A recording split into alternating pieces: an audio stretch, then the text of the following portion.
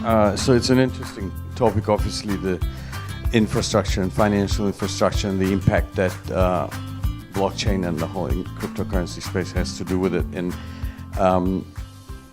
I guess the first thing to start with, I wanted to ask some of you about the multitude of various projects that we've seen already in this space, and just to have some examples for those who have worked, have been successful examples, and those maybe that haven't, and what you see going forward. We can start with whoever. Yeah, my perspective, I'm working on decentralized technologies, and my perspective is a bit different from the rest of the panel because I'm on the side of the business and decentralized technologies trying to pull in existing financial services to serve and provide different even payment methods. And we were one of the first initiatives in 2015 when we taught the Ukrainian bank how to interact with the protocol, basically. And this was quite hard in terms of like pulling on a larger scale. And I think that we have like huge gap between the startups and real businesses that are implementing and working on this technology and how financial institutes I think they're not working in collaboration with them, and this is the major problem. And everyone is building something for their own, and there is very few intersection and support bridge between those two worlds. You're talking within Ukraine or generally speaking? Generally speaking, because after that we've launched on several locations. We went into Western Europe, we deployed the same approaches, and every financial institution we approached, beside that they have many blockchain initiatives running, there is still a huge gap in terms of what they do and what the businesses really want in terms of even providing the transactional infrastructure with the fiat. I see. Anyone else want to add? Sure.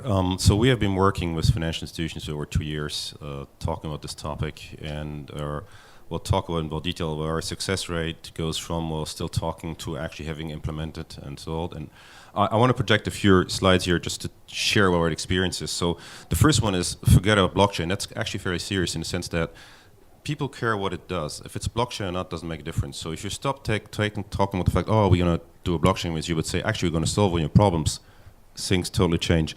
It's actually the same thing with cryptos, right? It's funky to talk about, it's interesting. If you talk to board members of banks, that's not the topic they're like heated up. They're worried about this, okay?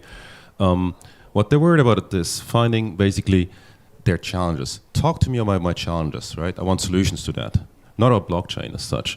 And how they like to do this is in an agile manner. So you can tell them, I got this great solution for you, and it's going to cost you 5 million euros to get started. Or you can say, you know what, we can start with a bit of the solution, and it's going to cost you a fraction of this, and we're going to see a result fast. So go agile, right? That's your experience in terms of what works out there. Then, ironically, you still got to think big in terms of where you want to go with this, right? You got to also basically think different, because blockchain means not only you will apply a blockchain, but actually creating opportunities to change the way people work together and the processes in a manner that has not happened before. But at the same time, here comes the downer, start small, right? Have the big idea, have the different idea, but start small with something that's very tangible out there, right? And the other thing is basically engaging partners. That is really important because on blockchain it seems evident, but you seem to get a few people around the table, and it's sometimes very challenging. And our advice is maybe we should start with small groups. Our experience shows where we advance, actually, instead of talking to 20 people, we ended up talking to 3 people to get started, right? Because 20 people, good luck to make them agree in a room. And this is also another thing here. ROI, I mean, there's big discussions about how cool it is and whatever. At the end of the day, whoever you talk to will have to go to somebody and ask for money. So you need to have them become your ambassador and brief them and to coach them so they can go up and tell their bosses, their board, actually, I'm going to increase the ROI. We're going to reduce times. We're going to reduce costs. The consumer's going to love it. Without this, it's not worth it. Forget it. Waste of time, right?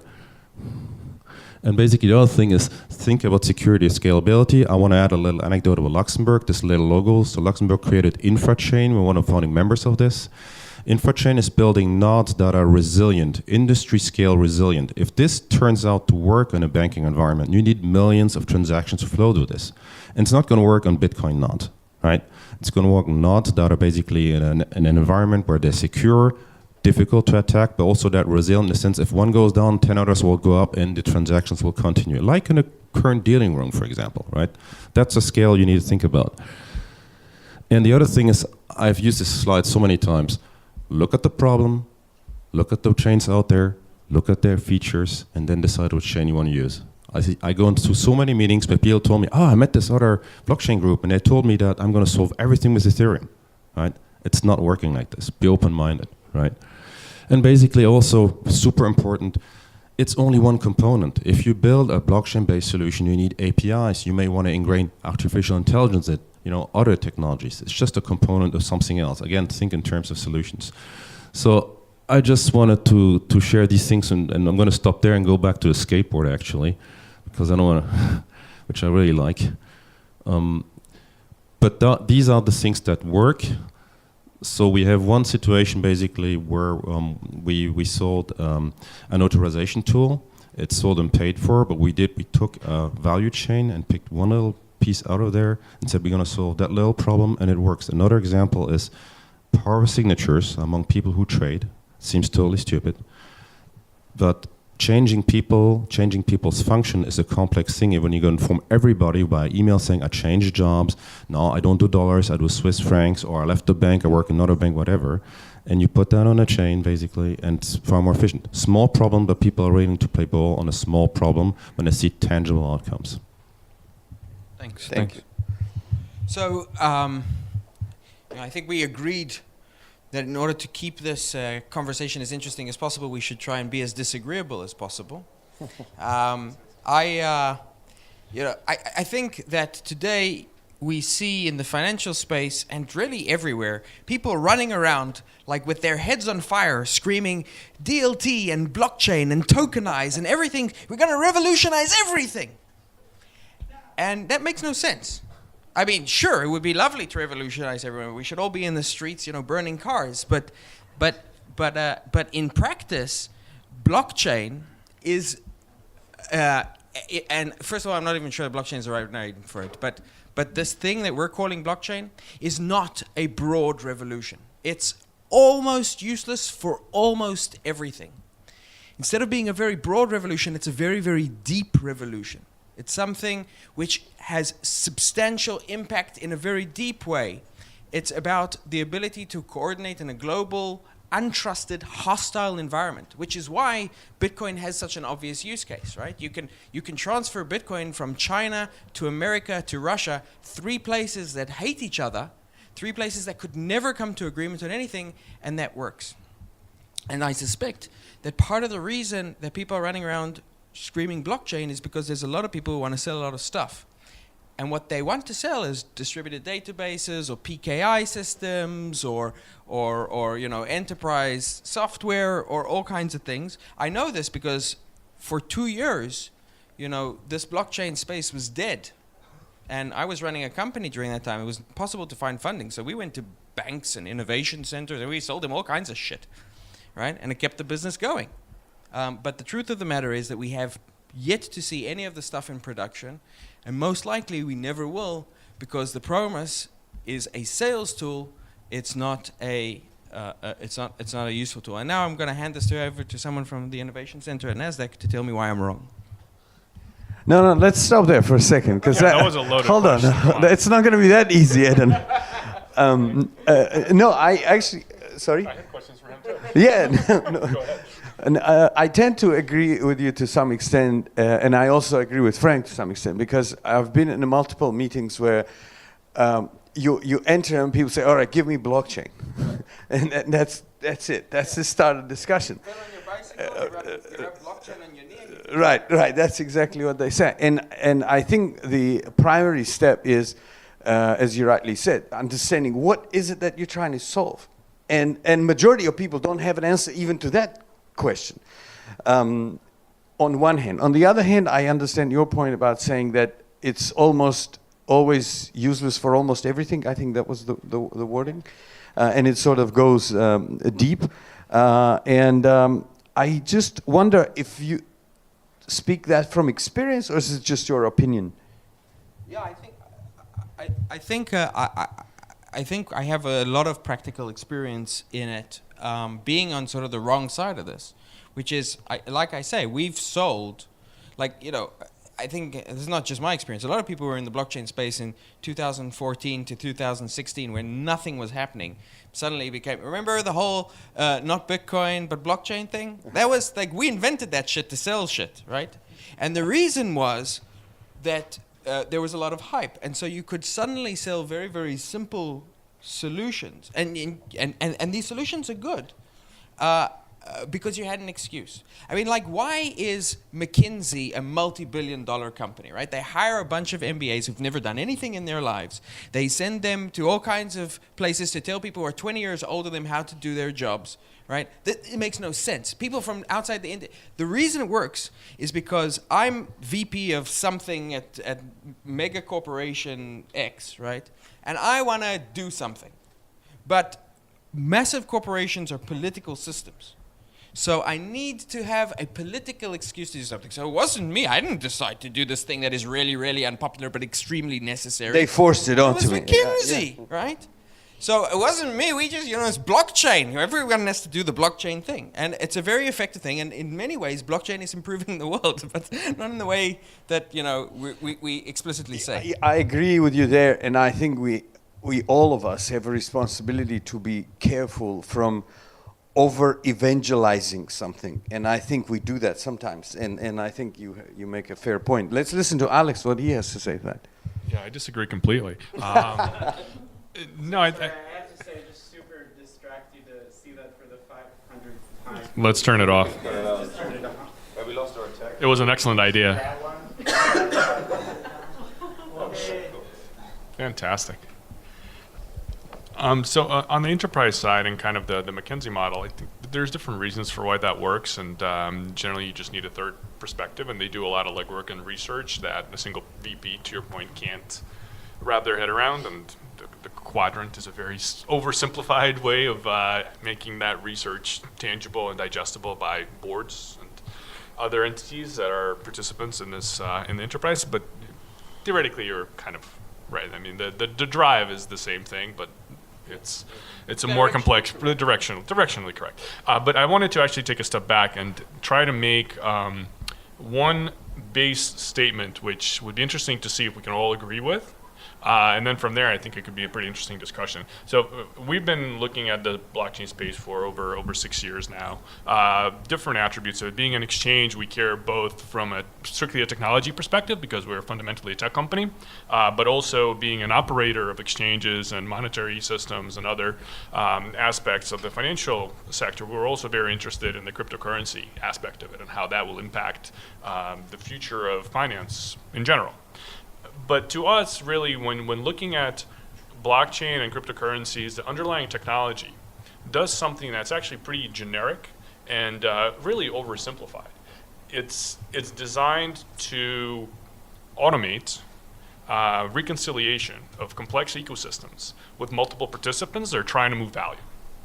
Right, and if you look at it from that perspective, right, there is a huge number of use cases, right, that can sit on top of that technical description. And I think the mistake in this space, or maybe not the mistake, because this is actually a pretty traditional model, and you see this a lot with AI, with other emerging technologies, why AI failed 15 years ago, and it's now coming back to actually start to have a real impact. We can kind of see the same type of trends here with this technology. We all started tech first. Right, we said, okay, well, Bitcoin did it. That was the first productive use case. It was able to move value. But then everybody says, well, how did they do that? And then, okay, there's this technology underneath the covers, and that's how it works. Can we use this in other areas, and what is the technology really? So it took a long period of time for people to actually understand the underlying tech itself, or the combination of technologies that make up a blockchain-based solution. None of them new, but that took some time. And then from there, I think now we're in an interesting position where we're in this race for the killer use case. That one thing that is going to get mass adoption. Save the world and validate the use case. And I think The issue there is, and there's a wide range of factors, primarily because in the financial industry, we have extremely complex ecosystems, right? And so it's not the challenge is being able to take one small piece and fixing that and focusing on that. That's great, right? You can cut off some margin, you can say you get cost savings, you get a new system of infrastructure, but the cost of implementing that in these large institutions is so high that the value proposition doesn't validate the investment, right? So that curve is fundamentally broken. And the only way to do that is to get so many people involved and so many parts of this functional ecosystem on board that it becomes this behemoth to be able to move it and actually make that happen. So for me, really, the discussion now is, it's not, I mean, we've kind of already, I think everybody agrees that we've proven that the technology can work, right? That at the tech level, there's a value proposition. But now when this comes into the real world, it's like, okay, there's a value to the tech. There is a very significant cost of actually implementing this tech in enough places in the ecosystem to get that value. How do you make that trade-off, and how do you validate that that's an investment worth making? Right. Sorry, interrupting, but that's not new, essentially, in business, what you just described. We had similar situation with electric cars. I can name a whole number of new industries that have appeared the same way, where the initial cost of implementing it would be too high, but over time, the curve goes down and it gets back to normal. Exactly. So I think the interesting thing to try to focus the discussion around is, at the very beginning, everybody saw Bitcoin and blockchain technology, and the saber rattling was, this is going to be hugely disruptive, right? So, Bitcoin is going to change the world, financial institutions are going to start to go away, and we have a decentralized banking system for global currency. Phenomenal concept, hasn't happened yet, right, for all intents and purposes. Then after that, the institutions came in and said, okay, the technology is really cool. We're going to look at adoption. So it's no longer going to be complete and total disruption, it's going to be adoption. So we're going to take small bits and pieces of our aging infrastructure, a lot of it's still on freaking mainframes, and leapfrog to blockchain to try to connect the pieces, and then there's reconciliation value, and also hasn't happened. Right, so that curve is still too high. There hasn't been wide adoption in that at all, and it's been 5 years now. Like, I've been personally working on it, and we've had successes. We've deployed in production. We've done certain things, but there's been no mass adoption. And I think right now, really, I think the space overall is trying to figure out, well, which one is it going to be? Is it going to be the full disruption? Because now we just saw several presentations today on how we're leveraging the Bitcoin network to do smart contracts, and everybody is up here saying, okay, we have this very robust, functional network that is able to do these things, that is able to exchange value. How are we going to use it? What are the use cases? Yeah. And then on the other side of that, we said, okay, we have all of these use cases. We have the banking industry, we have the exchanges, we have the assets that need to be digitized, global currencies, all of these different financial systems. The use cases exist. How do we modernize those with the right technology to kind of minimize the friction in those marketplaces and those systems that currently exist? And really the question in my head is it going to be this massive overhaul on top of the currently existing distributed marketplace, which is the crypto space, whether it be Ethereum or Bitcoin or one of the other large ones, or is somebody finally going to find that one use case that is going to be able to scale, and we're going to see 10, 12 global banks collaborating on a distributed ledger-based infrastructure. And that will be the turning point in my mind. It's going to go one way or the other. The answer to that question is we don't know. Exactly. And to put a different spin on it, I was meeting with some private bankers in Monaco last week. There was a big conference of family office investment, huge money, and it's everything. And you had some 65-plus-year-old guys sitting in the room, all in the suits and everything.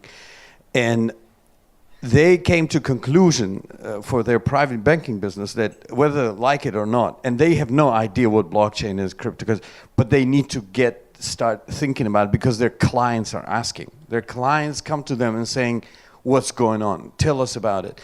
And it is purely the service to their customers that they have to get this knowledge to be able to talk to those people on the same level. So that's an interesting topic. I want to switch to something else, and I think Lasha said in the beginning that we all now see this explosion of consortia and groups and banks, and everybody gets together. Let's do something together. And one of the major issues that comes up in those cases is interoperability. And I'm sure all of us have heard this in the last several months. I just want to go through each one of you and have your thoughts. What do you think about that? And how is it easy to solve it today, or should we talk about this a few years from now when this is a big issue? I think that we should work out together, and so it should be like put in a one block there, one block here on the startups, and make sure that everything works on the same logic. Because if we look at the kind of world of these businesses that are moving on a blockchain or distributed ledgers, right?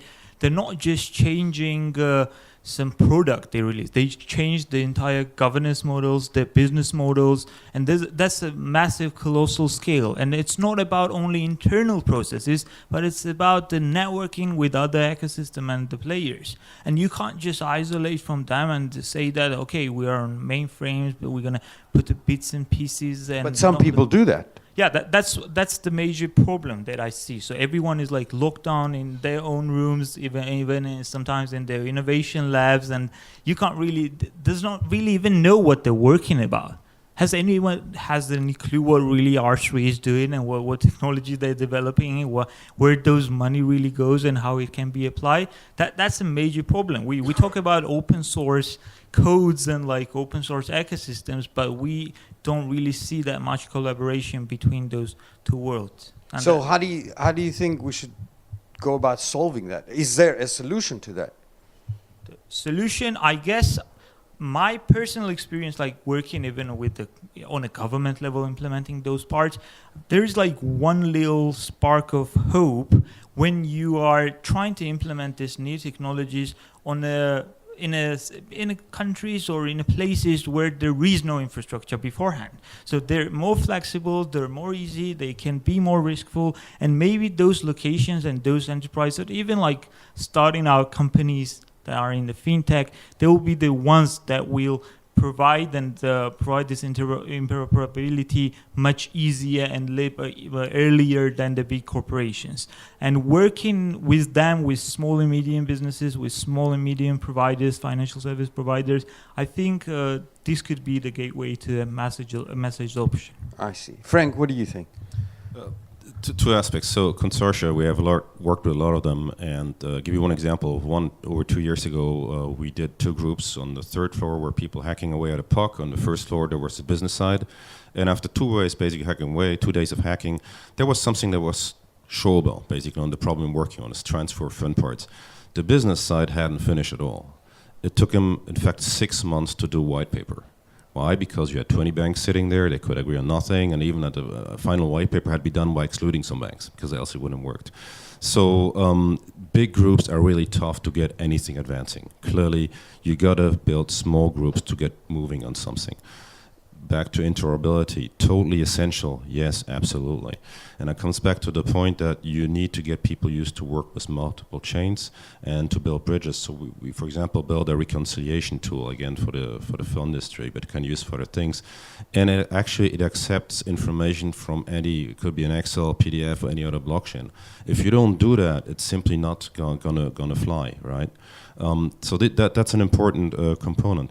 The other thing I think we need to bear in mind also, it's on the level of governance, right? Interoperability in terms of governance. You see, when you suddenly start to reconcile on something that will usually be done bilaterally with different parties, so only two people will talk to each other on different levels, and suddenly you put it on the chain, everybody can see everything live, right? Before it's bilateral, not everybody sees it, sees what the other, let's say 5 or 6 are doing. You need to change the governance, so you need to create an interoperability of the governance for that.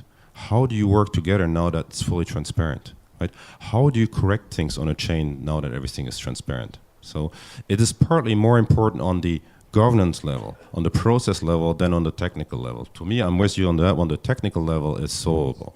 It's easy. Getting people to change the way they work, to change their processes actually, that's the difficult part, because I believe my process is really the coolest and best process out there, right? That's it. That's how the world should run. Yes, exactly. Or and to finalize that, I think how it often works at the end of the day is finding a few like-minded people who are open-minded to move ahead in organizations. So really find the personalities where you talk to that are willing to collaborate. That's far more important than anything else. Can I ask, why would you want to put anything, any given thing on the chain, right? So to begin with, I can take stuff, I put it onto a database, I give everyone who wants it a read-only access, and now everyone can see everything. So if what I'm trying to accomplish is everyone can see everything, this transparency, we have really incredibly scalable, useful commodity technology we can use for that. So that's one part, but the second part is, why would I want everyone to see everything? That's horrible, right? In fact, between GDPR and privacy and financial secrecy and competitive advantage, the last thing I want is for everyone to see everything. That's why I have Cgash over here, right? To make sure that no one can see anything. Well, disruption can simply be horrible at times. But the most serious answer to this, first I would refer to Pavel's super slide in terms of security. That's one aspect of the thing, right? But the other thing is, when I say everybody, let's clarify this. It's everybody within a group. So in Hyperledger, you can choose your channels. So I can have 20 people on a chain, but I decide I want to share my information basically with 5 of those 20 people. So I create a transparency with those 5 people that didn't exist before. I can then plug in Zcash basically, where I can say, okay, you can only see a transaction happen, maybe not who did it, right? So it's by choice that you're doing this. In terms of GDPR, very valid point. Actually, you ask anybody who goes on there to do opt-in. And interesting, we had experience in testing GDPR. It's funny, you put these things out there and ask people to opt-in. 99.0% they just opt-in because they're going for convenience. That's what they're interested in. What do we mean by chain, right? So that's the question I'm trying to understand, because a lot of the time, for years now, I've been confused as why are we talking about chains when what we mean is database? Well, maybe I can try to answer that for you. So I think the real root of that question is about transaction finality.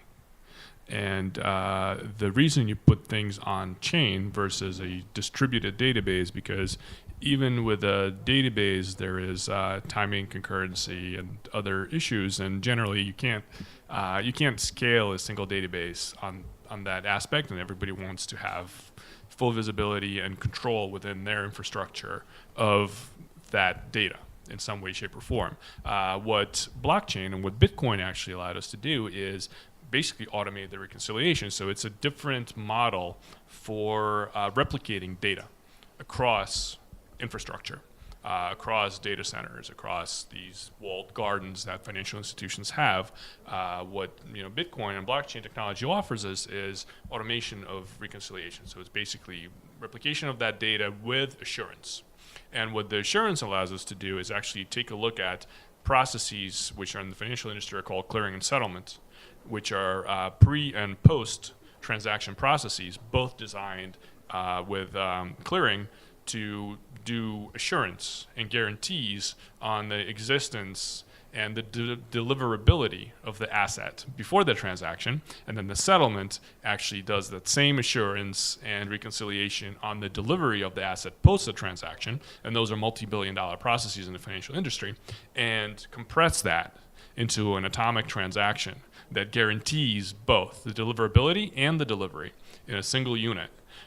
So really it does come down to transaction finality, which there's various reasons why clearing and settlement processes exist. There's different settlement cycles, and they're primarily designed to coordinate all of these different systems that have, follow the sun models, different time zones, different exchange capabilities already baked into them, because, these things evolved from marketplaces being there in person 50 years ago, and these models, or 100 years ago, and these models kind of escalated up into centralized brokerages, centralized clearing houses, post-clearing, post-settlement models. So all of that is very much legacy stuff.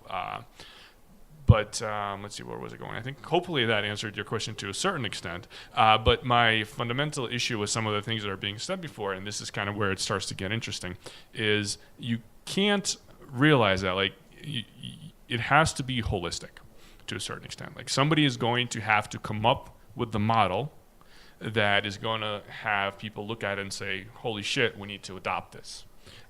Because it's not going to be picking and choosing like-minded individuals in different organizations and building a consortium. It has to be the killer thing. Yeah, that is, and that actually was leading.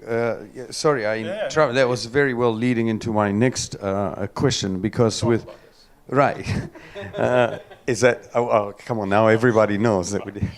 The next question is, how much role do you think regulation and standardization would have to play into this? Because we're talking about financial sector. Obviously, you cannot imagine financial institutions not having regulation and being regulated by governments or other structures, let's say. So I just want to know, with so much disruption, we call it, or whatever, so much differentiation is thinking in ideas, how can we come to some terms where say, all right, this is a global financial industry, what sort of standards we need to apply to make this work? Well, I think I'm going to try to answer this quickly and then I'll pass the microphone. But I think to that question, that is actually a very interesting opportunity, right? I think majority of the people in the room here, we're not going to take a tally, probably think that regulation is a barrier to a lot of the stuff that's happening now. So this movement is being really pigeonholed by regulation, regulatory bodies. But if you really take a step back, regulation, it's a good thing, right? Regulation is designed to protect the people. That's why, and the businesses and economic growth and economic fundamentals. At least it was designed to do that. Whether it does that or not anymore is arguable, but the opportunity here is to really have regulation step in and says, look, the global financial industry is so effed up at this point that something needs to fundamentally change. And they're really the only ones in a position to drive that type of a global change that cannot be turned away because of costs and other aspects that global organizations might not want to be able to do that. And I'm actually very excited about the European Union and what they're doing with the single market movement, because there the Parliament can actually start to facilitate a lot of that stuff, and there's been a lot of investment going on there. And one of the reasons I was asking that is because I think sometimes, and you might think I'm crazy, that blockchain was an excuse to go to financial industry and say, you guys are messed up. Right.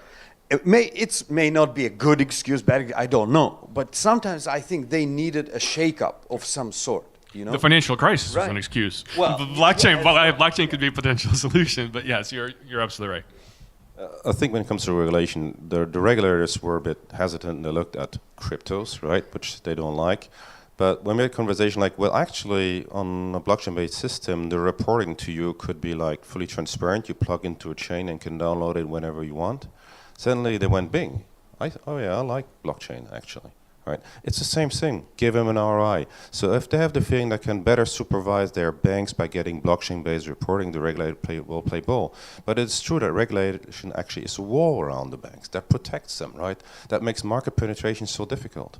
I mean, startups, and I'll give you a mic back, can nibble at a part of the value chain using blockchain. But it's tough, right, basically to go for a bigger venture. And I think to your point, there probably we can work with standardization. It's certainly around security, data security, the resilience of the system. For the rest, I think the regulator cannot add a lot. I mean, the industry will figure it out in a certain sense. From a regulatory perspective, I think that this is the wave that has not hit at the startup scene and like blockchain scene yet, because everyone is on a code level and has not interacted with the final customers and on the market say. But once somebody really launches for the consumer market, that's gonna be the war, I don't know, tougher than any human history has seen, because those regulations are not only kind of on the financial services, but based on the activities and business making on the local levels into different geographies, while blockchain startups and the business models are completely standardized global infrastructures.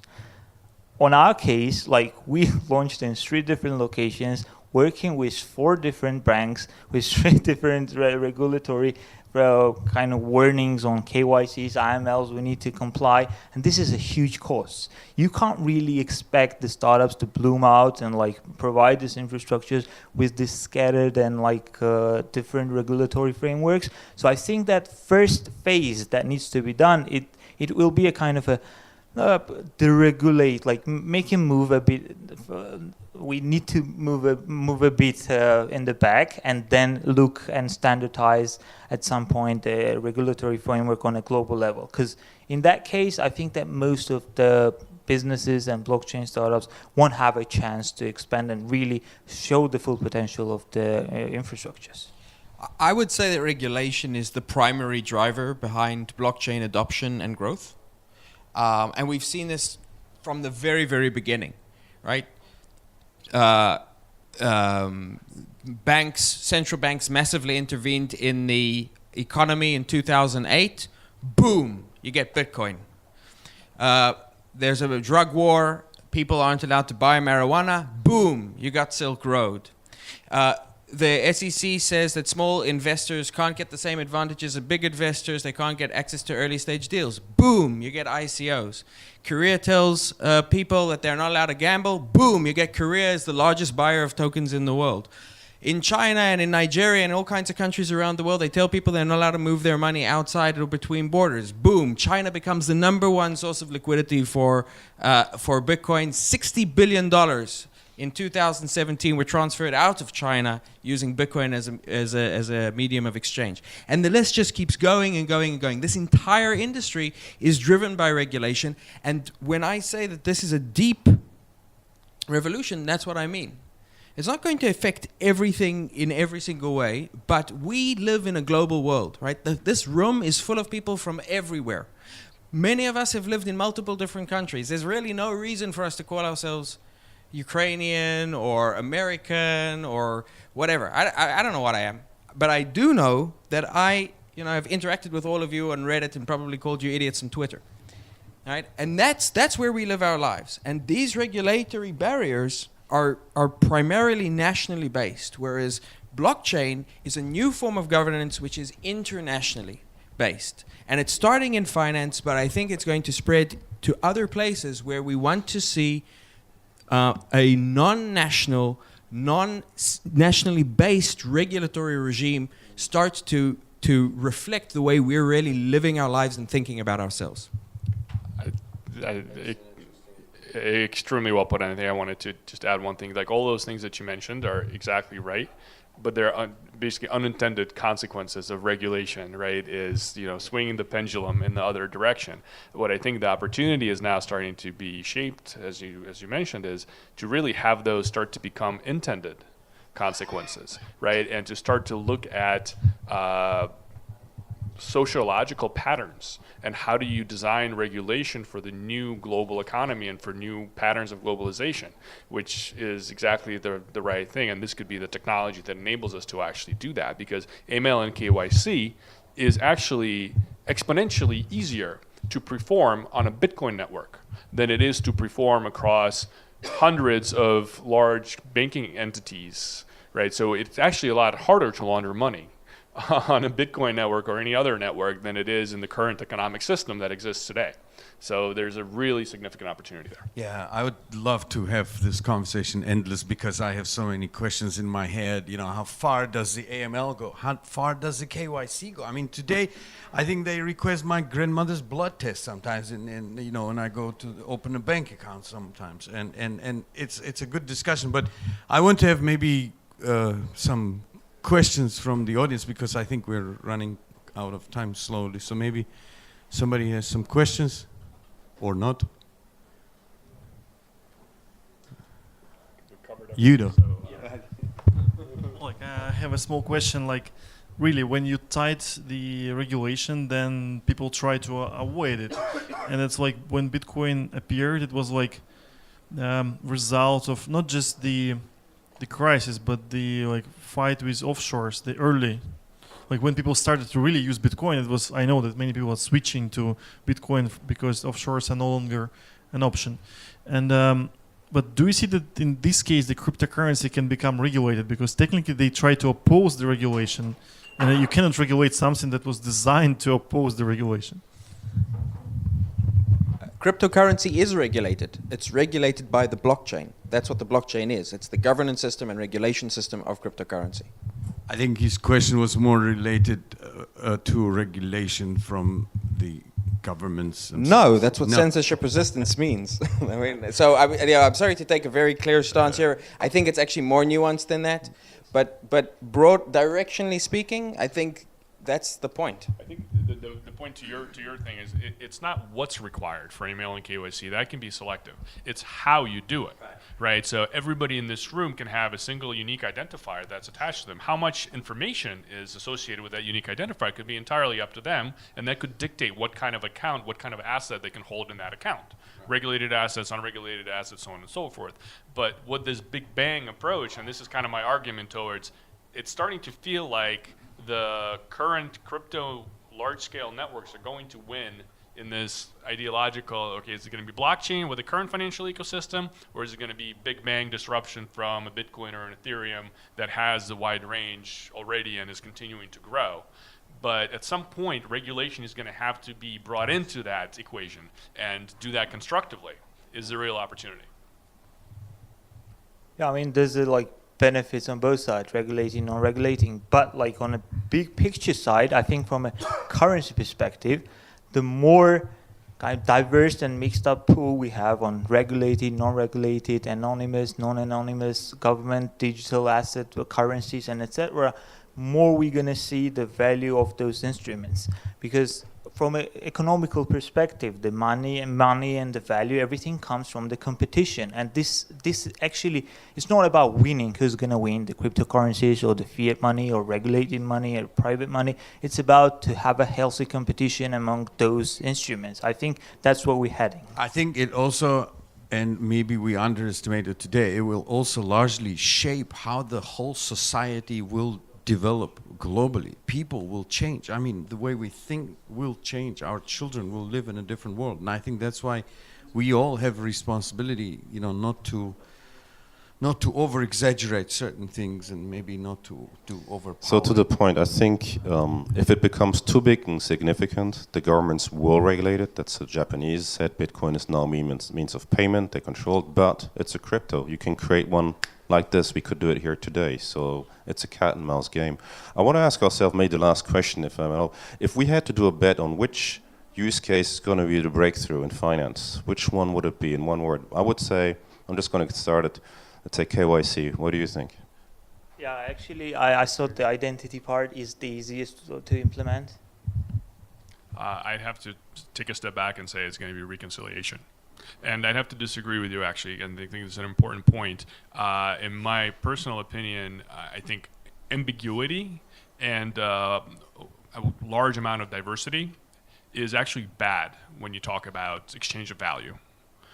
Because ambiguity and value do not mix very well. And one of the points is like we started with the Bitcoin network.